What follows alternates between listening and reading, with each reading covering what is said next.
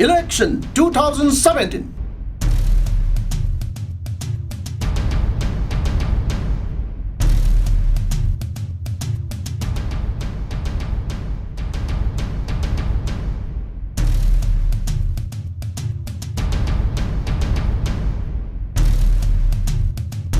Choose your candidate. Manipur की तरह मथुई सुबह विधानसभा मिखल के मरी लेना MSTB ने मियाम द थमजरी चूज योर कैंडिडेट 2017 दा मियंग ताबिर पुनमकपो खुरुम जबोलेन तारा नाउचरी कोई नसी स्टूडियो इलेक्शन बिरे से 36 Y ACG People's Resurgence and Justice Alliance सामना है बद प्रजा हाइब पार्टी दुगी नौन सेम पार्टी दुगी मेरे कोई बिरिबी नजिमा बेबी नि हान मुक्तदा नजिमा बेबी को कोई स्टूडियो दा तारा नाउचरी प्रजा People's Resurgence and Justice Alliance hariba party asi sahi kya aspa ge ayok ta chara hen lo matung da naung lekat ke magi chara hen top tuna politics magi rajniti ki lambi de khongna rakhibi erom semilana magi to pa magi praja duguma ko gi rajniti ki kanu amani masida ko gi najima bibi su mire pa moi biri ko gi tarama tu jubele ko bidan sabha ni mire ko kalasida adu मसी मतंग इन नजमा बिबिद हंजनिंग से Irom sir मिलाना करिगिदा मुक्तमा न चरा हेन बतोक तो मागी चाही तारा मंगा तरा तुक चरा हेन बतोक चरा हेलम लगा अस्पागे अगेंस्ट चरा हेलम तरा हेन बतोक तोक तुना राजनीति द खुंगार लिबसिगी मागी नुंग्यो बा वखलन खरदन थम्बियो प्रजा सिगी अपगी मिरे ममोइन फने आइगो आइना दि चाही खायले इनाउनो पिसर मिलाजे मागा आइगा लोइना जबसे हानाबुदी जस्ट पीस फाउंडेशन द यावरिङेदा मकोता पुथोरक मतमदा उबदे हेन वरि सानदे अदो माना भोट लेपतो अनि हारकान्ददि मागा आइ लाइन फाउनर मतुंगदा माना सो आइगी युमदा लागा अहानबा माना चाहेन बतोगा आइगी संथेलगी इपामगी युमजे लागा उनखिबनी दैबाने दुइ नमितो उनबदे फोन फाउनाइ दे मा भोट लेपकने हाइबसे आइना दुम खंगजे हाइबा तारे मागी भोट लेपगे असेंगबा नुंगी ओइबा वहनथोकसे आइना खंगजबददि यामना मतम सांगना आई तसेंगना आई चरा हेलगा सिरगे हाइबा नते आइना पामजबदि अपसपा से लौथोगा मणिपुर से इंगना चिकना लैबा अमति तंदु लैताबा अकी अखंग लैताबा मणिपुर अमा ओहनबदो आइना पामजबनी अदुबो आइना चरा हेलगा लैखिबा मतमदा तालिबा डिमांडो पीबगी महुत्ता नंगा यादा चाद्रबसु नतोंददि नोस बीटिंग तौरगा नमदना इंसलकांदा चाही 13 मपुंग चाही 13 फागत फनिंगसित माबो चरा हेलमै खोंजंगदा माना लैखि अदुगा फजन बिरगा थंबिखि मसिदा मयामसे इशू मयाम अवाटपना थनबनिना अपसपा हाइबि इशू से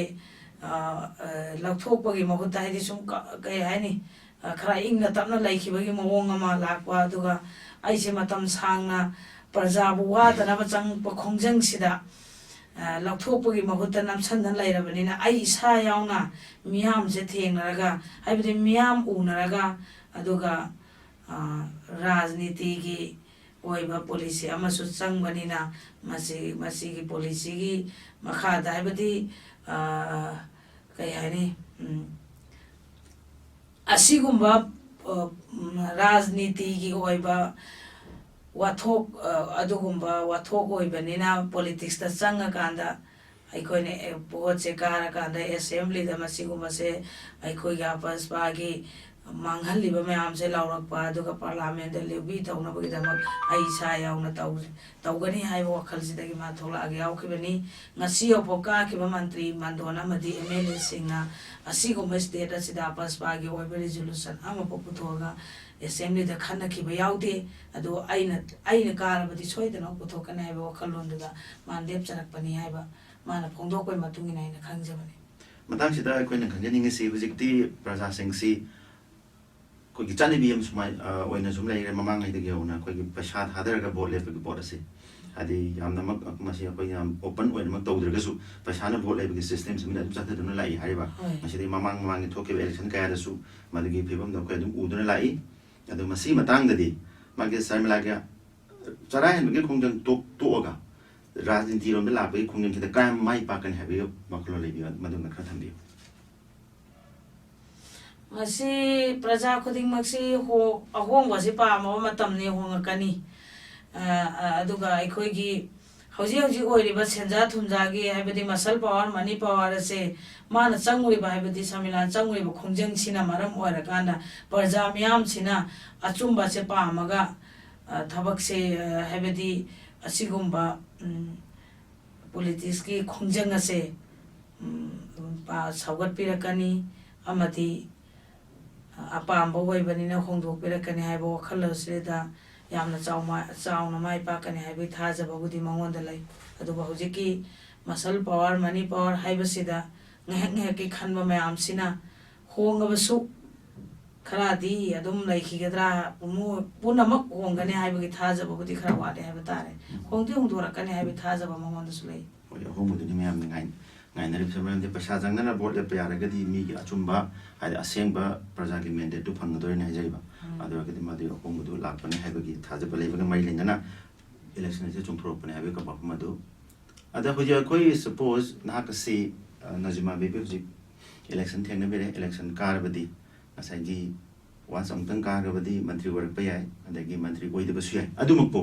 election karaba matung dadi Najima baby si koi miyam ge oridoni haiba adi constituency wa by constituency shi nataba atopa state ki atop state abadi atopa assembly constituency ki abadi manipur pumba gi mi oina lebi ge doina haiba matang sai da koi hujusik manipur de thengna riba issue mayam lai ka economic blockade ji अकोई economic blockage से निमित था में नम सजले ma'am से अधिक मतिक वानरे अदगी territorial integrity में जे कोई नागा की piece talk की चथरी नागा की पीस टॉक चथरी विस्ते इस नागा नम कोई ग्रेटर नागालैंड की एनएस एन ग्रेटर नागालैंड दी कन्ना अदुग मति मान में तौरी मदि गनबता कोई फ्रेमवर्क में सेम रे सेंटर का एनएस एन का पुलगा अदु फ्रेमवर्क से इस मणिपुर की इंटीग्रिटी कायबे याबगी अचोबन नुंगनांगबा लैरी अदगी मथकता इनलाइन परमिट सिस्टम अमसुंग हुजी हुजी परमिट समेलाना थेंगबिरंबा arm forces special power act सिना सिंग मसिंग से मणिपुर हुजी हुजी यामना कन्ना फंगफोंग सारिबा दुगुंबा इशू सिंगनी मसी मतांगदा कोई अहान मुक्ताई लखोजगी इकोनॉमिक ब्लॉकेड से करम हाइना लोशिनगनी मरम दिंग सगी कारबदे लेंगाक प यावबी गदरोबनी मणिपुर की अदुवरगदी इकोनॉमिक ब्लॉकेड की मतांगदा खरदन पनबी अैन खनबदा मणिपुर की इशू अयाम से स्ट्राइक तौरिबो बन तौद्रिबो तादबा सरकार सेमी मयाम सिना अदुगुम खरा लै हाइबा तारे मसी आई लमदम दुदा नखोय यावो करिनो करमाइना डायलॉग तौनरा मतुंगदा मखोय अपाम्बा अदुग अमांगबा अदगी अफबा अतोंगबा मयाम से अखोयना तालिबा हेदि बनजिना अखोयदा सी मांगहल्ली अतोपा अमदा तौरकांदा नखोयगी तालिबा डिमांड सिना अखोय मणिपुर की ओइबा सोहल्ली मांगे हाइबसे फजना भाप ताना वारी साना मखोयदा चंगे हाइजरिबा अदुगा मखोय भाप ताहला मतुंगदा मखोयगी मयामदा कायदबा हाइबा तारे मणिपुर कायदबा मियामदा सोक्तबा असिगुंबा से सिगुंबा वारी सारकांदा लोइसन लगदी ब्लॉकेट कुंबा से तौबा ब्लॉकेट कुंबा तौबा बनगुंबा तौबा से तोकनी है खनजे ब्लॉकेड हेक तौरागदी अखोय ngsaigi dimapur line simedi adumak upai leitre me Nagaland सरुक यावबा adagi manipur ge saruk yamna yawdabanina adu blockade hek tarok matam de khoi gi hek imphal jiri lambi ase he nising badam tawi adu imphal jiri lambi ase adu matik phatre ngasi ngarang maksu hana bara ki mathak sa ba thong adu khare khar chat pa yarame gari khar lan ma hawra matung na amuk inong nong singin ba war so amuk yarak ta badagi akhoi gi praja mai si gari mayam gari lising ma degi hana panduna uji gari da manipur thorak da gi ngai don lai ne habasi miyam ne khambirabani adu matang sidai sida khoi gi economic blockade tarok matam da jiri gi lan lambi se ning singba adu ga te matam da sum kong thok podung to basi asi matang da khadana habi masiri am line harakanda awat pa se praja ki kakta habi lara praja gi am hoiba pali ba sarkar sigi praja gi pakholoi ne ka khba me am se awat pe re hek lai ta banina alternative lambi ma hek to pasina tradisi na thira ko matam da hek hoiba habi as masinuti ki tawda yate अखोई की होन की बियादे अखोई प्रजा से वारनी नंगनी हाइबसे खनबा वाटपा मिसिंगना पखोलोय ओइखिबने ना हाइजनिंगे inner line permit inner line permit system se masi manaba koina thajabada Meghalaya da assembly da enact toraga law mama koina assembly da puthoga ma enact toraga chanabagi wafam tajai adu inner line permit system sina aikhoida piriba leitabana inner line permit leitabana aikhoida piriba jaithe aduga assembly da Meghalaya gi toba adugumna Meghalaya da toba adugumna koina assembly da koina resolution ama lauraga koigi tonganba inner line permit system natraga sumaduga manaba maduga habit manaba maduga sakti manaba port ama toba yo wa koi akoi wa koi taja kre mamangai da koi takre masi matang da khadang tambi masidi aina khanjaba matam dadi leiba ko ngaiba manipur bu ngaiba manipur bu senariba mayam sina inner line permit prajana tan bagi dakar laite manipur sibu senabi ba sengbo werabadi makoina do policy si loi samakada bani haijani ni ado aikoina ahoba si prajane no ubai batare di chukli bai ba mayam sina ahoba se si hore no ubagi mahuta ai wakhalon dari election gi paisa tan salaga laire na haijani ni ado aikoigi praja mayam sina tawgadabara aduga aikoigi mihurwana chakhiba mayam sina tawbigadabara haibasi khangba khara watpa singna manipur bu ngakpadagi aikoi praja singchini ihau horga sum laibani na ai hajani ngai gi motari economic blockade ki khudong saba lauraga mayam hoji karbar wala singna kar akoigi karbar to kangmune port ki maman sia jugmatik tangi hoji thaugi mamal thausi mamal thaugi mamal tangi adagi gas ki mamal tangi cheng lo hawai jang da ya do pot singi mamal sumai atang ba loi mak tangi adubu taseng badi nong chang e ba jili dei chang e ba gari sia adubu mati gyam na chang e ne khanje masai sa sarkar na masi control to sunga mak ngamdra bra akoi gi pot gi mamal control to sunga mak ngamda bagi mong na natraga masi kamain to ina madi mudang kana tambe masi ai zum balan ba mayang gi wakhal dadi ai na todong na kaino taw dabi da ai gi wakhal da khanjaba matam dadi aikhoigi miyam sibu praja sibu fajana ngak senbide aduga aikhoigi sugumba blockade ama tholadi masi oibe yai adu oirabadi aikhoigi iramda masida wa thaiba mayam se sumaina thengna gadabani aibadi na koi mamal hangatpa yade aduga aikoi praja singse yam warani aduga si sumaina blockade se tawra aikoi ware khangabasida aikhoigi manipur dagi product puthokna basu lakna bide aikhoigi mapa ma pi oiba haigadra aibadi aikhoigi pakholo mayam aibadi mihut mayam sena puthokpina bai khoi lakna bide aduga amana aikhoigi oiriba phibam sida aikhoigi maman tangka da tange haibase makhoigi ina khonba mayam aduga mantri mandon MLA mayam gi imung dadi adugumba do hek thengna daba laira praja ngakta oibanina asigumba chaithengje makhoida phangdabadagi yam phajana khanjallu dabani aduna phajana kaino tawdabani policy semdabani ai haijani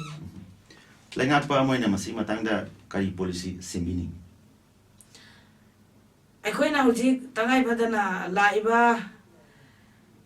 food security ki matangda chengke dil pa da phanguse masi cheng phangani haibo budi harau jaba aikoina aduga aikoigi manipur gi miyam singdi thabak subagi wa culture mangsalaki ado aikoina wa culture mangsalakona maram warkanda aikoida aikoigi khutsi kai haitare aikoi mapan lamda laiki bai batare aikoi pukchak se chakhau se mapan da laiki banina mapani blockade to gai khoi da awab se theng nangbani masi puna makse khoi na ko hange hai batar badi airam da masida aikoi na policy se ma dakar lai aikoi airam da masigi awat apa aduga aikoi karamaini hingani singa madi tamdana kari pothok puthoga aikoi gi praja myam se saba ko nagani lau udana laiba lafam lau uba to matung de lem dan laiba lafam masigi myam se policy oina sembira kanda khoi thabak suninga su hawai leita hawai leije ge ha su phangdaba khoi ge ha su ngamjada myam se masi kadai do hori buna ha jeng bi gada bani ha jaba ina ha jabade adi paliba lenga po myam sina khoi ge hori ba praja ge hori se kadai dano haina thibira badi khoi ge ho myam se phangani aduga khoi ne hek ꯆꯈꯥꯎꯁꯦ ꯇꯁꯦꯡꯅ ꯍꯥꯏꯔꯀꯥꯟꯗꯗꯤ economy blockade ꯇꯧꯔꯀꯥꯟꯗ ꯑꯩꯈꯣꯏꯅ ꯋꯥꯔꯤꯕꯁꯦ ꯑꯩꯈꯣꯏꯒꯤ ꯆꯥꯅꯕ ꯆꯤꯟꯖꯥꯛ ꯄꯨꯝꯅꯃꯛ ꯃꯄꯥꯟꯗꯒꯤ ꯄꯨꯁꯜꯂꯛꯄꯅ ꯃꯔꯝ ꯑꯣꯏꯕꯒꯤꯅꯦꯕ ꯈꯔ ꯃꯈꯩ ꯍꯣꯏ ꯐꯪꯗꯕ ꯊꯥꯎ ꯀꯩꯀꯥ ꯑꯗꯨꯕꯨꯗꯤ ꯂꯩ ꯑꯗꯨ ꯇꯉꯥꯏ ꯐꯗꯅ ꯃꯅꯤꯄꯨꯔꯗ ꯊꯨꯝ ꯊꯣꯛꯏ ꯊꯨꯝꯒꯤ ꯀꯅꯥ ꯁꯤꯖꯤꯟꯅꯗꯦ ꯊꯨꯝꯒꯤ ꯈꯣꯡ ꯆꯦꯜꯂꯤ ꯍꯥꯏꯗꯅ ꯃꯇꯝ ꯑꯃꯗ ꯍꯧꯖꯤꯛꯇꯤ ꯌꯥꯝ ꯂꯤꯛꯅ ꯀꯛꯆꯤꯡꯗ ꯈꯔ ꯐꯪꯗꯅ ꯃꯩꯅꯤꯡ ꯀꯨꯝꯃꯤ ꯃꯌꯥꯝꯅ ꯃꯩꯇꯩ ꯊꯨꯝ ꯍꯥꯏꯅ ꯑꯗꯨꯝ ꯁꯤꯖꯤꯟꯅꯩ ꯃꯁꯤ ꯐꯖꯅ ꯁꯤꯖꯤꯟꯅꯕꯗꯤ ꯑꯩꯈꯣꯏ ꯊꯨꯝꯒꯤ ꯄ꯭ꯔꯗꯛꯇꯤ ꯑꯗꯨꯃꯥꯏ ꯊꯨꯝꯗꯤ ꯈꯔ ꯀꯟꯕ ꯉꯝꯒꯅꯤ ꯈꯟꯖꯩ ꯑꯩ ꯍꯧꯈꯤꯕꯗ ꯊꯨꯝ ꯇꯥꯡꯉꯦꯅ ꯇꯧꯕꯗꯣ ꯀꯛꯆꯤꯡꯁꯤꯗ ꯃꯌꯥꯝꯅ ꯀ꯭ꯌꯨ ꯂꯦꯞꯄꯤ ꯑꯗꯨꯕꯨ ꯑꯩꯗꯤ ꯑꯩꯈꯣꯏꯒꯤ ꯃꯅꯤꯄꯨꯔꯒꯤ ꯊꯨꯝ ꯂꯩꯔꯤꯅ ꯍꯥꯏꯅ ꯋꯥꯈꯜꯗ ꯈꯟꯖꯔꯀꯥꯟꯗ ꯑꯩ ꯊꯨꯝ ꯂꯩꯗꯅ ꯆꯠꯂꯤ ꯅꯣꯡꯉꯥꯜꯂꯒꯗꯤ ꯑꯗꯨꯝ ꯊꯨꯝ ꯍꯥꯏꯖꯔꯤꯕ ꯃꯅꯤꯄꯨꯔꯒꯤ ꯊꯨꯝꯁꯤꯅ ꯉꯁꯥꯏꯒꯤ ꯀꯔꯕꯥꯔ ꯇꯧꯕ ꯌꯥꯕ ꯃꯑꯣꯡꯗ ꯂꯩꯇꯕꯅꯤꯅ ꯃꯗꯨꯒꯤ ꯑꯣꯏꯊꯣꯛꯄ ꯌꯥꯕꯗꯤ ꯂꯩꯔꯝꯕ ꯌꯥꯏ ꯑꯗꯨꯃꯛꯄꯨ ꯍꯧꯖꯤꯛꯃꯛꯀꯤꯗꯤ ꯑꯩꯈꯣꯏꯒꯤ ꯊꯨꯝꯈꯣꯡꯁꯤꯡꯗꯣ ꯃꯨꯠꯁꯤꯟꯈ꯭ꯔꯦ ꯊꯨꯝꯈꯣꯡ ꯃꯨꯠꯁꯤꯟꯕꯒ ꯂꯣꯏꯅꯅ ꯍꯧꯖꯤꯛ ꯃꯗꯨꯒꯤ ꯏꯁꯤꯡꯗꯣ ꯊꯨꯝꯍꯤ ꯌꯥꯎꯕ ꯏꯁꯤꯡꯗꯣ ꯐꯪꯕ ꯌꯥꯝꯅ ꯋꯥꯔꯦ ꯍꯥꯏꯖꯔꯤꯕ ꯑꯗꯨꯅ ꯃꯗꯨꯒꯤ ꯃꯍꯨꯠꯇ ꯑꯩꯈꯣꯏꯅ ꯍꯥꯏꯗꯤ ꯄꯣꯠ ꯆꯩꯒꯤ ꯃꯃꯜ ꯇꯥꯡꯈꯠꯂꯛꯑꯕꯗꯤ ꯁꯔꯀꯥꯔꯅ ꯀꯔꯤ ꯇꯧꯒꯗꯒꯦ ꯍꯥꯏꯕꯁꯤꯅꯤ ꯄꯣꯠ ꯆꯩ ꯃꯃꯜ ꯇꯥꯡꯈꯠꯂꯦ ꯍꯧꯖꯤꯛ ꯄꯣꯠ ꯆꯩ ꯑꯗꯨꯛꯀꯤ ꯃꯇꯤꯛ ꯃꯃꯜ ꯇꯥꯡꯉꯦ ꯑꯩꯈꯣꯏ ꯏꯀꯣꯅꯣꯃꯤꯛ ꯕ꯭ꯂꯣꯀꯦꯖꯅ ꯃꯔꯝ ꯑꯣꯏꯔꯀꯥꯟꯗ ꯍꯧꯖꯤꯛ ꯊꯥꯎ ꯐꯪꯗꯦ ꯂꯝꯕꯤ ꯅꯥꯀꯟꯗ ꯊꯥꯎ ꯐꯪꯉꯤ ꯐꯪꯗꯕ ꯅꯠꯇꯦ ꯃꯅꯤꯄꯨꯔꯗ ꯍꯧꯖꯤꯛ ꯃꯅꯤꯄꯨꯔꯗ ꯄꯣꯠꯁꯤ ꯐꯪꯗꯕ ꯅꯠꯇꯦꯕ ꯐꯪꯉꯤ ꯑꯗꯨꯕꯨ ꯃꯃꯜꯁꯤ ꯌꯥꯝꯅ ꯇꯥꯡꯅ ꯉꯁꯥꯏꯒꯤ ꯀꯔꯕꯥꯔ ꯋꯥꯂꯥꯁꯤꯡꯅ ꯑꯍꯦꯟꯕ ꯁꯦꯟꯗꯣꯡ ꯂꯧꯔꯒ ꯃꯌꯥꯝꯗ ꯊꯥꯗꯣꯛꯄꯅꯤ ꯍꯥꯏꯕ ꯃꯁꯤ ꯑꯩꯈꯣꯏꯒꯤ ꯀꯃꯥꯏꯅ ꯃꯁꯤ ꯀꯟꯇ꯭ꯔꯣꯜ ꯇꯧꯕꯤꯒꯗꯒꯦ ꯍꯥꯏꯕ ꯑꯩꯈꯣꯏꯒꯤ ꯍꯧꯖꯤꯛ ꯑꯩꯈꯣꯏꯅ ꯍꯣꯏ ꯂꯩꯉꯥꯛꯄ ꯑꯃ ꯑꯣꯏꯅ ꯑꯩ ꯂꯩꯉꯥꯛꯄ ꯑꯃꯅꯤ ꯍꯥꯏꯅ ꯈꯜꯂꯀꯥꯟꯗꯀꯣ ꯑꯩꯅ ꯈꯟꯖꯕꯗꯤ ꯃꯃꯜ ꯍꯦꯟꯀꯠꯅ ꯌꯣꯟꯕ ꯃꯌꯥꯝꯁꯦ ꯂꯤꯃꯤꯠ ꯑꯃ ꯍꯥꯏꯕꯗꯤ ꯁꯤꯁꯤ ꯁꯨꯃꯥꯏꯅ ꯁꯤꯗꯒꯤ ꯍꯦꯟꯕ ꯌꯥꯗꯦ ꯍꯥꯏꯕꯁꯦ ꯑꯩꯈꯣꯏꯒꯤ ꯒꯣꯔꯃꯦꯟꯒꯤ ꯃꯥꯏꯀꯩꯗꯒꯤ ꯂꯦꯞꯄꯤꯔꯕ ꯑꯗꯨꯒ ꯃꯈꯣꯏꯗ ꯐꯥꯏꯟꯒꯨꯝꯕ ꯊꯤꯍꯜꯂꯕ ꯐꯥꯒꯠꯄ ꯌꯥꯎꯔꯕ ꯑꯗꯨ ꯑꯣꯏꯔꯗꯤ ꯊꯤꯡꯕ ꯉꯝꯒꯅꯤ ꯍꯥꯏꯅ ꯈꯟꯖꯩ ꯁꯣꯝꯅ ꯄꯟꯕꯤꯈꯤꯕꯗ ꯃꯇꯝ ꯑꯃꯗ ꯉꯁꯤꯗꯒꯤ ꯆꯍꯤ ꯑꯃꯃꯨꯛꯀꯤ ꯃꯃꯥꯡꯗ ꯊꯨꯝ ꯐꯪꯗꯕꯒꯤ ꯄꯣꯠ ꯑꯃꯈꯛ ꯂꯥꯛꯈ꯭ꯔꯦ ꯃꯗꯨ ꯔꯤꯌꯨꯃꯔ ꯑꯣꯏꯔꯝꯃꯤ ꯃꯔꯝꯗꯤ ꯊꯨꯝ ꯐꯪꯗꯕ ꯂꯩꯈꯤꯗꯦ ꯊꯨꯝꯗꯨ ꯀꯅꯥꯒꯨꯝꯕ ꯈꯔꯅ ꯃꯗꯨ ꯑꯩꯈꯣꯏꯒꯤ ꯑꯣꯏꯗꯕ ꯄ꯭ꯔꯆꯥꯔ ꯑꯣꯏꯗꯕ ꯋꯥꯐꯝ ꯃꯌꯥꯝ ꯑꯃ ꯁꯟꯗꯣꯛꯇꯨꯅ ꯇꯧꯈꯤ ꯑꯗꯨꯕꯨ ꯇ꯭ꯔꯤꯄꯨꯔꯥꯒꯤ ꯀꯣꯅꯨꯡ ꯑꯣꯏꯔꯤꯕ ꯑꯒꯔꯇꯂꯥꯗꯗꯤ ꯊꯨꯝꯒꯤ ꯏꯔꯥꯡ ꯑꯁꯤ ꯑꯗꯨꯛꯀꯤ ꯃꯇꯤꯛ ꯄꯨꯡ ꯑꯃꯒꯤ ꯃꯅꯨꯡꯗ ꯀꯟꯇ꯭ꯔꯣꯜ ꯇꯧꯏ ꯍꯥꯏꯕ ꯑꯩꯈꯣꯏ ꯋꯥꯐꯝ ꯑꯩꯈꯣꯏ ꯇꯥꯖꯈ꯭ꯔꯦ ꯃꯃꯥꯡꯗ ꯑꯗꯨꯒ ꯑꯩꯈꯣꯏ ꯁꯤꯗꯗꯤ ꯁꯥꯡꯅ ꯂꯥꯏꯟꯁꯤ ꯂꯦꯞꯄꯒ ꯂꯩꯈꯤꯕ ꯃꯁꯤꯒꯤ ꯑꯆꯧꯕ ꯃꯔꯝ ꯑꯃꯗꯤ ꯀꯔꯤꯅꯦ ꯈꯟꯕꯤꯒꯦ ꯃꯁꯤ ꯑꯩꯈꯣꯏꯒꯤ ꯄ꯭ꯔꯖꯥꯒꯤ ꯑꯣꯏꯕ ꯍꯥꯏꯕꯗꯤ ꯀꯔꯤ ꯑꯩꯈꯣꯏꯒꯤ ꯅꯣꯡꯃꯒꯤ ꯅꯨꯡꯇꯤꯒꯤ ꯆꯥꯔꯤꯕ ꯊꯛꯏꯕ ꯃꯌꯥꯝꯁꯦ ꯃꯁꯤꯗ ꯂꯩꯉꯥꯛꯄꯁꯤꯡ ꯂꯩꯕꯥꯛ ꯁꯦꯝꯕꯁꯤꯡ ꯃꯌꯥꯝꯁꯤꯅ ꯀꯨꯞꯅ ꯌꯦꯡꯁꯤꯟꯕꯤꯗꯦ ꯑꯗꯨꯒ ꯀꯟꯇ꯭ꯔꯣꯜ ꯇꯧꯅꯤ ꯍꯥꯏꯕꯁꯦ ꯍꯥꯟꯅ ꯁꯤ ꯇꯧꯔꯗꯤ ꯁꯤ ꯊꯣꯛꯄ ꯌꯥꯏ ꯍꯥꯏꯅ ꯂꯝꯕꯤ ꯑꯃ ꯃꯈꯣꯏꯅ ꯌꯥꯠꯂꯒ ꯊꯝꯕꯤꯗꯕꯒꯤꯅꯤ ꯃꯁꯤ ꯌꯥꯠꯍꯧꯔꯕꯗꯤ ꯊꯨꯅ ꯊꯤꯡꯕ ꯉꯝꯒꯅꯤ ꯍꯥꯏꯕ ꯑꯁꯥꯗꯤ ꯂꯩ ꯂꯝꯕꯤꯁꯤ ꯀꯃꯥꯏꯅ ꯌꯥꯠꯄꯤꯗꯣꯏꯅꯣ ꯍꯥꯏꯖꯔꯤꯕ ꯑꯩꯅ ꯍꯥꯏꯖꯔꯤꯕ ꯃꯔꯝꯗꯤ ꯍꯧꯖꯤꯛ ꯂꯩꯉꯥꯛꯄ ꯑꯁꯤ ꯂꯩꯉꯥꯛ ꯃꯄꯨ ꯑꯣꯏꯕꯤꯒꯗꯧꯔꯕꯅꯤ ꯚꯣꯠ ꯀꯥꯔꯒꯗꯤ ꯑꯗꯨ ꯑꯣꯏꯔꯒꯗꯤ ꯃꯗꯨꯒꯤ ꯃꯥꯒꯤ ꯃꯑꯣꯡꯗꯣ ꯊꯤꯡꯅꯕꯒꯤ ꯃꯑꯣꯡꯗꯣ ꯑꯗꯨ ꯈꯖꯤꯛꯇꯪ ꯍꯥꯏꯕꯤꯌꯨ ꯑꯩꯈꯣꯏꯒꯤ ꯁꯤꯖꯤꯟꯅꯕꯗꯒꯤ ꯍꯦꯟꯅ ꯈꯤꯇꯪꯗꯤ ꯄꯥꯏꯁꯜꯂꯒ ꯊꯝꯕ ꯇꯥꯔꯦ ꯑꯩꯈꯣꯏ ꯂꯩꯕ ꯌꯣꯟꯕ ꯂꯣꯏꯊꯣꯛꯈꯤꯕ ꯑꯃ ꯁ꯭ꯇꯣꯛ ꯇꯧꯁꯟꯗꯕꯒꯤ ꯑꯩꯈꯣꯏꯗ ꯈꯔ ꯆꯠꯅꯕꯤ ꯑꯃ ꯁ꯭ꯇꯣꯛ ꯇꯧꯗꯕꯒꯤ ꯁꯤꯅ ꯈꯔ ꯁꯣꯛꯍꯧꯔꯛꯄꯅꯤ ꯁ꯭ꯇꯣꯛ ꯇꯧꯁꯜꯂꯀꯥꯟꯗ ꯁꯤ ꯁ꯭ꯋꯥꯏ ꯂꯩꯇ꯭ꯔꯗꯤ ꯁꯤ ꯂꯩꯔꯦ ꯍꯥꯏꯕ ꯑꯃ ꯑꯩꯈꯣꯏꯅ ꯁ꯭ꯇꯣꯛ ꯇꯧꯁꯟꯕ ꯑꯃ ꯗꯔꯀꯥꯔ ꯂꯩ ꯍꯥꯏꯖꯔꯤ ꯁ꯭ꯇꯣꯛ ꯇꯧꯕ ꯈꯛꯇ ꯅꯠꯇꯅ ꯉꯁꯥꯏꯒꯤ ꯃꯇꯝꯗꯨꯗ ꯊꯨꯝꯒꯤ ꯁ꯭ꯀꯦꯔꯁꯤꯇꯤ ꯊꯨꯝꯁꯤ ꯐꯪꯗꯕ ꯑꯣꯏꯈꯤꯗꯦ ꯊꯨꯝꯁꯤ ꯃꯔꯥꯡ ꯀꯥꯏꯅ ꯐꯪꯈꯤꯕꯅꯤ ꯑꯗꯨꯕꯨ ꯀꯃꯥꯏꯅ ꯇꯧꯒꯦꯅ ꯉꯁꯥꯏꯒꯤ ꯐꯪꯉꯔꯣꯏ ꯍꯥꯏꯕꯒꯤ ꯃꯤꯍꯧꯕ ꯐꯪꯉꯔꯣꯏ ꯍꯥꯏꯕꯒꯤ ꯑꯣꯏꯗꯕ ꯋꯥꯐꯝ ꯑꯃ ꯁꯟꯗꯣꯔꯛꯄꯗꯨꯅ ꯃꯔꯝ ꯑꯣꯏꯔꯒ ꯊꯨꯝꯁꯤ ꯐꯪꯉꯔꯣꯏ ꯍꯥꯏꯕꯒꯤ ꯋꯥꯈꯜꯂꯣꯟꯗꯨꯗ ꯗꯨꯀꯥꯟꯗ ꯁꯥꯡꯅ ꯀ꯭ꯌꯨ ꯂꯦꯞꯄꯒꯤ ꯊꯕꯛ ꯂꯩꯈꯤ ꯃꯇꯝꯗꯨꯃꯛꯇꯗ ꯃꯃꯜꯁꯨ ꯌꯥꯝ ꯇꯥꯡꯅ ꯌꯣꯟꯈꯤ ꯊꯨꯝ ꯂꯨꯄꯥ 50 ꯀꯨꯟ ꯄꯤꯕꯗꯨ ꯂꯨꯄꯥ 100ꯒꯤ 3 ꯇꯧꯔꯒ ꯌꯣꯟꯈꯤ ꯑꯗꯨ ꯑꯁꯤꯒꯨꯝꯕ ꯃꯇꯝꯁꯤꯗꯩꯁꯤꯗ ꯒꯃꯦꯟꯒꯤ ꯃꯦꯁꯤꯅꯔꯤ ꯑꯃ ꯐꯥꯎꯕ ꯊꯕꯛ ꯇꯧꯈꯤꯗꯦ ꯃꯔꯝꯗꯤ ꯒꯃꯦꯟ ꯃꯦꯁꯤꯅꯔꯤ ꯍꯥꯏꯕꯗꯤ ꯍꯧꯖꯤꯛ ꯑꯩꯈꯣꯏꯒꯤ ꯂꯣ ꯑꯦꯟꯐꯣꯔꯁꯤꯡ ꯑꯦꯖꯦꯟꯁꯤ ꯃꯌꯥꯝ ꯑꯃ ꯂꯩꯔꯤ ꯃꯌꯥꯝꯁꯤꯅ ꯊꯣꯛꯂꯒ ꯇꯧꯔꯝꯃꯒꯗꯤ ꯃꯗꯨꯒꯤ ꯄꯣꯠ ꯑꯗꯨ ꯌꯥꯝ ꯂꯥꯏꯅ ꯀꯟꯇ꯭ꯔꯣꯜ ꯇꯧꯔꯝꯒꯅꯤ ꯍꯥꯏꯕꯒꯤ ꯊꯥꯖꯕꯗꯨ ꯑꯩꯈꯣꯏꯗ ꯂꯩꯖꯩ ꯑꯗꯨꯅ ꯃꯗꯨꯒꯤ ꯋꯥꯐꯝꯗꯨꯅꯤ ꯑꯩꯅ ꯄꯥꯝꯖꯕꯁꯦ ꯃꯔꯝꯗꯤ ꯑꯇꯣꯞꯄ ꯁ꯭ꯇꯦꯠꯇꯗꯤ ꯃꯗꯨꯒꯤ ꯑꯩꯈꯣꯏ ꯑꯁꯨꯛ ꯌꯥꯝ ꯁꯥꯡꯅ ꯃꯇꯝꯗꯨ ꯅꯣꯡꯃ ꯆꯨꯞꯅ ꯇꯧꯈꯤ ꯅꯣꯡꯃ ꯆꯨꯞꯅ ꯊꯨꯝꯒꯤ ꯑꯄꯥꯝꯕꯗꯨ ꯊꯨꯝ ꯂꯩꯕꯒꯤ ꯊꯕꯛ ꯑꯗꯨ ꯇꯧꯅꯈꯤ ꯑꯗꯨꯕꯨ ꯑꯇꯣꯞꯄ ꯁ꯭ꯇꯦꯠꯇꯗꯤ ꯃꯗꯨ ꯌꯥꯝ ꯊꯨꯅ ꯀꯟꯇ꯭ꯔꯣꯜ ꯇꯧꯔꯒ ꯀꯔꯤ ꯃꯔꯝꯅꯣ ꯍꯥꯏꯕꯒꯤ ꯄꯣꯠꯇꯨ ꯑꯁꯦꯡꯕ ꯄꯣꯠꯇꯨ ꯈꯪꯂꯕ ꯃꯇꯨꯡꯗ ꯃꯤꯌꯥꯝꯅ ꯑꯩꯈꯣꯏ ꯄ꯭ꯔꯖꯥꯁꯤꯡꯅ ꯃꯤꯌꯥꯝꯅ ꯚꯥꯞ ꯇꯥꯗꯕꯒꯤ ꯇꯧꯈꯤꯕ ꯄꯣꯠ ꯑꯃꯅꯤ ꯍꯥꯏꯔꯤꯕ ꯚꯥꯞ ꯇꯥꯍꯟꯕꯒꯤ ꯃꯊꯧꯁꯤ ꯁꯔꯀꯥꯔꯒꯤꯅꯤ ꯍꯥꯏꯖꯔꯤꯕ ꯑꯗꯨꯗꯤ ꯁꯔꯀꯥꯔꯅ ꯃꯗꯨ ꯇꯧꯕꯤꯒꯗꯕꯗꯨꯅ ꯑꯆꯧꯕ ꯃꯔꯝ ꯑꯃꯅꯤ ꯍꯥꯏꯕꯁꯦ ꯑꯗꯨꯅꯤ ꯑꯩꯅ ꯄꯥꯝꯖꯕꯁꯤꯀꯣ ꯑꯗꯨ ꯍꯧꯖꯤꯛ ꯑꯩꯈꯣꯏꯒꯤ ꯃꯅꯤꯄꯨꯔꯗ ꯗꯤꯁꯇ꯭ꯔꯤꯛ ꯍꯥꯟꯅ 9 ꯂꯩꯕꯗꯒꯤ 9 ꯗꯤꯁꯦꯝꯕꯔꯒꯤ 9ꯒꯤ ꯑꯍꯤꯡꯗ ꯖꯤꯔꯤꯕꯥꯝ ꯑꯃꯁꯨꯡ ꯀꯥꯡꯄꯣꯛꯄꯤ ꯌꯥꯎꯅ ꯗꯤꯁꯇ꯭ꯔꯤꯛ 8 ꯑꯃꯒ ꯂꯥꯎꯊꯣꯛꯈ꯭ꯔꯦ ꯃꯁꯤꯒꯤ ꯃꯇꯥꯡꯗ ꯃꯣꯠ ꯈꯔꯗꯪ ꯊꯝꯕꯤꯌꯨ ꯃꯁꯤ ꯑꯩꯅ ꯈꯟꯖꯕꯗꯗꯤ ꯗꯤꯁꯇ꯭ꯔꯤꯛꯁꯤꯡꯁꯤ ꯑꯩꯈꯣꯏꯒꯤ ꯇꯉꯥꯏꯐꯗꯅ ꯖꯤꯔꯤꯗꯒꯤ ꯏꯝꯐꯥꯜ ꯇꯥꯟꯅ ꯂꯥꯛꯄꯁꯦ ꯌꯥꯝ ꯋꯥꯏ ꯗꯤꯁꯇ꯭ꯔꯤꯛ ꯑꯣꯏꯔꯕꯗꯤ DC मासागी ओइबा लेजरकांदा मदुई खुदोक चाबो मैम अमा डिस्ट्रिक्ट की कानबा फंगो मैम लेबदुना मरम मोरकांदा डिस्ट्रिक्ट खाइदोरपसे आइदी वखलदि याम फैयेना खंजै अदुगा अखोइना थवाल ताना चलमबदो हुजिते अखोइ उचिवा संथेले कक्चिंग ताना लानी कक्चिंग खगला आनी कक्चिंग दोइना लानी अखोइ नक्सलकपा अदुगा अखोइ थबक तौबगी यामना थुना तौबा याबा सी मता सोय मता लौबा चलबसु दरकार लेबा मतमदा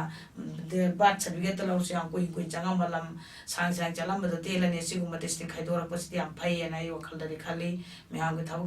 तौबा याम थुजलानी अदुगा डेवलपमेंट लानी हैना खंजै मियाम याम चिंगनरी हुजिक टेरिटोरियल मणिपुर की स्टेट की नमखै कायगनी हाइबसी कायरो हाइबे वाकुम मा सु अखोइ सेंटर नाय मनु सेंटर ना फ्रेम ऑफ मियाम दा अखोइ मियाम दा खनन दा बिसकी मरम जि करी ने खनबी असी मैम ना आई सदम चिंगने हाइबदी अरुण बखरा लेरबरा अखोइ खंगा कांदा कायने हाइबगी हाइदे प्रजा मैम से खंग कांदा कायने ama nakal ama dana he na web line ta uba nakal ama dra mang ba sok pa pol ama oi bagi khangan dibra haina ai ching nei ado atopa makoi gi makoi na haidok tamni na makoi ge jan ha se koi phasana khangdre ado ai wa khalon dadi kari huma haidora patara badi kari huma khara sauning ba khoirang ba natraga nakal ama sok ba nakal ama na phaba ado huma khara oi ge ne nai khanjai Manipur de yamna free and fair ba election nama pangthok pasi oi thok prantra goi thok tabra mari matang na kharan thambi yamna mi buki dan ai isage ko ki voter sing sina vote thada ga da ba ai na ai thada ning ba mi da thada ba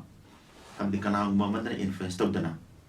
thada ba si Manipur da ma si oi thok pra natra goi thok tabra matang na kharan thambi asi oi thok pa di masing yamte oi thok tabra ne hena masing yame पैसा ना Lyra काना थोप यारो है हौजे हौजे मा अदम थोय हाइबा तारे हौजे से याम नुंगाइबा मा वगाई केंद्र आइना खंजबा केंद्र सिदा आई साइ केंद्र साइना आइजबदा आहान बदा मी आमागे ओरम आई मिसक्ति पार्लर आई सु कैंडिडेट ओइबने ना सुम आई नुंगाइते मी होन बसे जोय को प्रजा पार्टी की सु थिंग लाई आई कोइना सु अदम पामजते बसे ngasi yang ngalingai dana minung sida mi amage oirami ani suba orami adegi yam sauna sen pisala kari gino amuka on gre maduina kon mi ge do moi ki pesa pa mi ge do moi ki adu ge mi sing do nungsi badu di halan da ba adu makoi da thamoi da ma bo nungsi ai ba haidok chaba ngamde adu parja gi sumasi kaina parja na sumasa bu laihan ki basina aki bo ibane yam free makoi na pesa yaw da nai ko bo tha da ne ko de kana gi sumaran zaroi ado aikoi apa ma khangeni haraga de aki bas pharam gada bane ba aduga luching ba hai basi chu miam da ki han ba khangan ba ai oijana oijaba thi ba aduga ai na paisa na laihoni na khan ba masi ahan ba de ai na haining ba da free am de ki da ba ma di kaino aki tu jung nai ta ba free oi ba oi ga ara ba di fast di kaino leader sing asembani pakoloi sing asembani adugi matungda makoina makoi go oina bala no bada paisa aduga muscle power money power sangha adu me am de nga da lai ra ba kya bu ki halak badagi mas ki su ki ba hayeng su ai ba ngam da ba ka kha ka da si khoi no ai ba ta roi da ba na pi ba kha lok sal lage har ka da masana pam ba candidate pu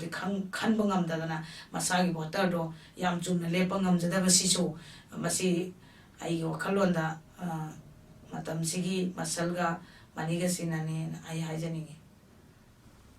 Manipur si corruption na ayong na yong koi gi naton phaw thum le habagi miyam ge choba adung bawa ba ama lai shamuju khangwireng mun ne khaje de praja khudum ma siloi ma khanga ba ngatani masidai sida koi gi ngarang gi government pare ba kambuna corruption lai regadi kanana amount ke kana dagi loba habna chimbu puthok pira u adu madu matik chaba khoi matik chaba thabuk la kholaga hairi ba marale ba misum dandi pi ge haina sumaina thambira ba khoi ta jai masi matang ja songi makai lebi asi ai khoi na di ai isamak launa ba pi na ba di laitre adu bata de dum tai ai pi gare lupa lak taruk pi gare tare pi gare हंदकी candidate से आईना पैसा पिछलो बनिना मागे लेप्तब याद्रे आई उपाय लेत्रे पैसा मांगे बे हैबदे दुम हाय मसिदा अखोइगी चटनाबी अमा यामना फत्तबा मियोइबगी वखलोंदा सुसनख्राबा यामना फत्तबा लंबी अमा ओइख्रे अखोइगी हौजिक करप्शन हाइबो वाफमसे कुइना अखोइगी लूदा तोंगदा यावगुम खनगरे अदा अखोइना हौजिक करप्शन मुथलसी करप्शन हाइबसे लहलरोइसी अखोइ प्रजा पार्टी ना कैंपेन तव मतमदा अखोइगी ngasi aikoina candidate na paisa piraga mi laibagi chatnabi laibasina hayang magidi kai haini sendong tanbagi amasu lai maramdi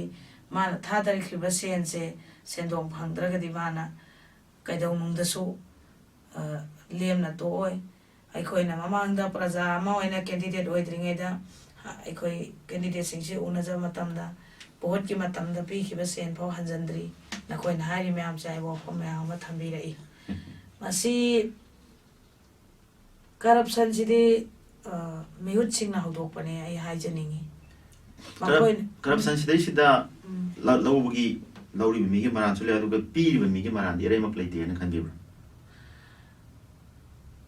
mama ai na khan badali ke miyam gi seba taw ga se miyam de kitang afaba taw gen tholak pane afaba taw ge khali ba mana araba taw ra kan dadi khang da ba mayam do khang da na dum taw ke bedagi kona corruption ni khang pane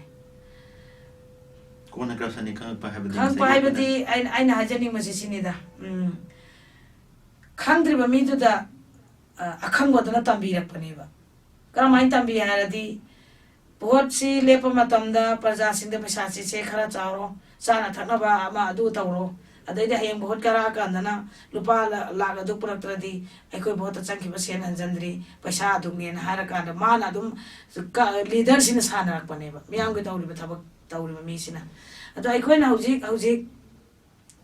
अखोय सु लमदम सिगी केंद्र सिगी candidate अमोयना थोलप मतमदा मियाम ना अस ngasi candidate लाए करिगुम खरा चासी अदु हारक पदा अखोयना अतै candidate कुमना Sen पिजरगा मियाम दा तौबदो अखोयदि तौजरोय हयंग मेरिट ना नाकोइगी गवर्नमेंट की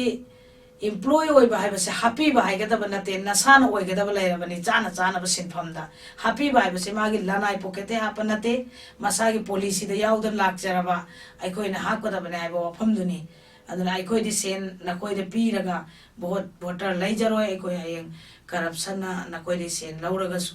आइकोइगी थबक चंगबगी नियमसि तौरोय हाइरको मतमदा प्रजासिंग सेन पिरमु पीदरि यारन तानर कोसु लैते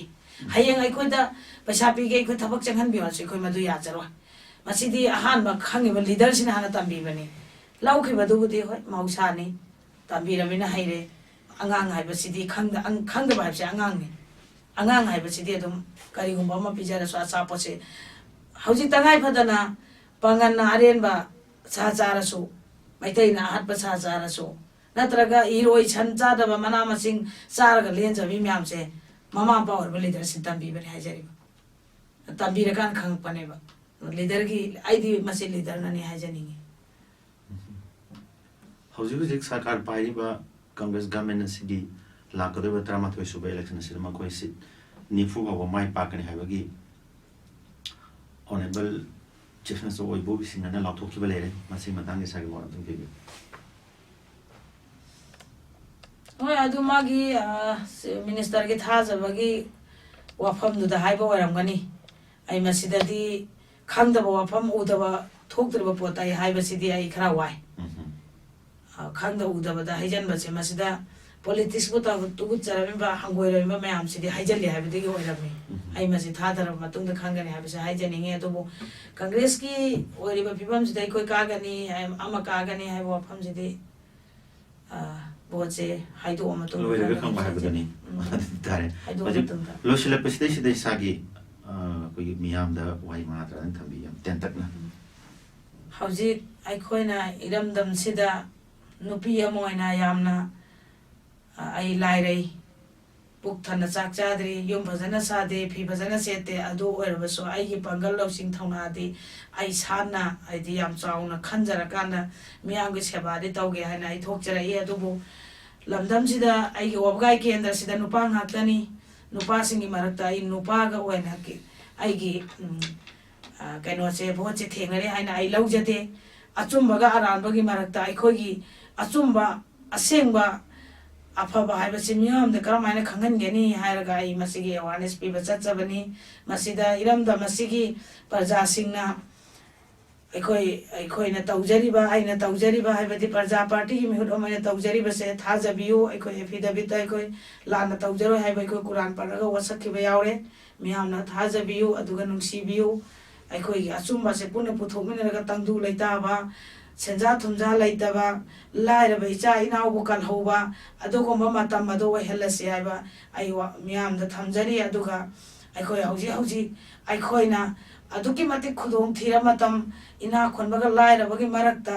नुपी सिंग हिंगिबा पुंसिगी मरक्ता नुपी सिंगसु असिगुम्बा नुपी अमखक्ता ओइना थोकचरेबा आइबु नुंसीबियु नुपा सिंगसु नुपीबु इंखतपा पांबा नुपा सिंगसु आइबु इंखत पिरगा असुम्बा से तौबु पंगन पिनबियो अदुगा अखोय हौजी सिक्युरिटी लौजरो इरमदा प्रजा सिगिनि हाइना अखोय लैजरी सिक्युरिटी ने अखोयदा ngasai तानागा हाइ दिजिगी नि लौदबा यारोय हाइ अखोय लौजरो हाइना हाइरा मे लापतना दुम सेनाजगे हाइ सुमाइना अखोय इरमदंगि सेवा तौजगे अमदि फंफम थोप चक्थुंग मत्तना हिंगिनसी आइ वखलोननि मियामना थाजबियो अमदि नुंसीबियो आइ सखंगदबा कया यावरबसु मियामना सिगुम्बा इमेज TBS की खुथांगदगी आई मियामदा वोट की विख्या निजरी नुंसीबियो अमदि अचुम्बो पांबियो अवोनबो पांबियो youth for change 10 for change vote for change हाइबो फमजाई थमजरगा मियामदगी वांगांग बेतंजालो सिंजरी yam nuaizai najma babi isagi chilba matam kai thokpidana image tv ki studio da ngakang lengbirektuna isagi mor kha thambi bidamukta do mohanana thaka chari am sona domgi election mai pakpo oibi haina soyam na khurm jabarina matang sa da sum asik kana solution jari thank you por ma por mor kana thaka chari